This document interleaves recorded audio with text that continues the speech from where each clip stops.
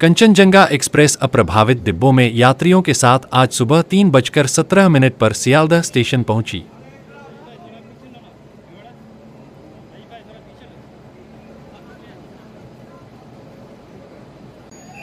राज्य सरकार की ओर से यात्रियों को स्टेशन पर ही जरूरी व्यवस्था उपलब्ध कराई गई। राज्य मंत्री फिरहाद हकीम और स्नेहाशीष चक्रवर्ती भी सुबह मौजूद रहे। यात्रियों के लिए बस की व्यवस्था की गई थी।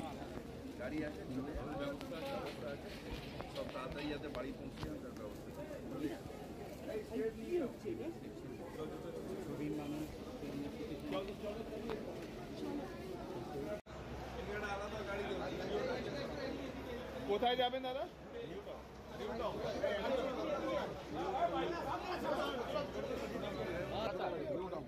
ছোট গাড়ি আস্তে আস্তে চলুন।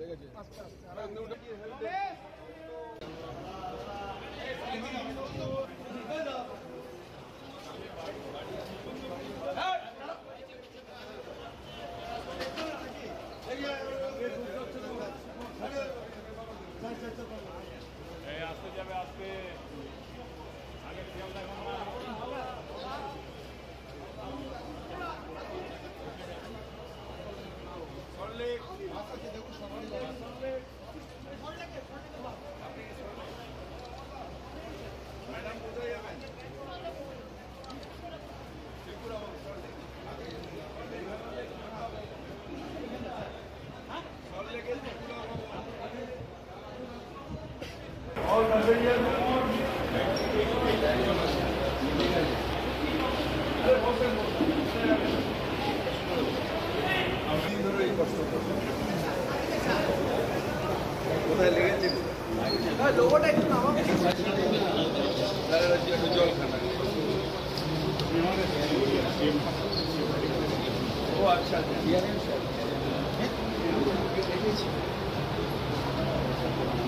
চলেন আপনার গাড়ি তুলে স্যার মোটামুটি কতজন এই ট্রেনে এলেন স্যার? 900।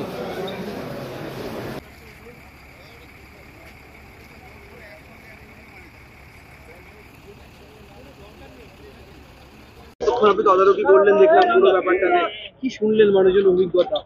মানুষের অভিজ্ঞতা খুব মর্মান্তিক। 3 দিন ধরে ট্রেনে রয়েছে, শিলচর থেকে আসছে, কেউ ত্রিপুরার থেকে আসছে। হঠাৎ করে মৃত্যু ফাঁদ, তার থেকে বেরিয়েছে। তার মধ্যে জার্কিংয়ে অনেকের চোট আছে, ফার্স্ট এডের এখানে হলো। প্রাথমিক চিকিৎসা হয়ে তারা বাসে উঠলো, গন্তব্যস্থলে যাবে। আমাদের যেটুকু করার মমতা ব্যানার্জির নির্দেশে আমরা করছি, কিন্তু ভারতীয় রেলের কি হবে সেটা একটা বড় প্রশ্ন চিহ্নের মুখে আছে। যাই হোক, আমাদের কাজ আমরা করছি। আমরা প্রাণ হাতে নিয়ে রেলে চড়ব। ভগবানের কৃপায় যদি ফিরে বাড়িতে আসতে পারি আসবো, আর না হলে রেলের মৃত্যু হবে। যাত্রীরা অনেকে বলছেন যে ট্রেনটাকে তারা নিরাপদ মনে করছেন না।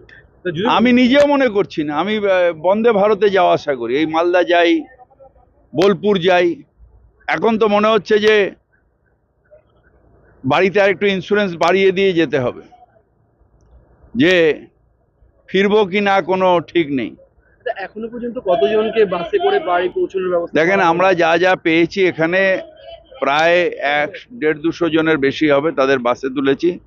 যারা একটু অন্য গন্তব্য যাবেন, মানে যাদের কমন রিচ, সেগুলো বাসে যাচ্ছে। যেগুলো একটু অন্য, তাদের অনেকেরই গাড়িতে করে পাঠিয়ে দেওয়া হয়েছে। ট্রান্সপোর্ট মিনিস্টার নিজে দাঁড়িয়ে থেকে এটা করেছেন, ট্রান্সপোর্ট সেক্রেটারি।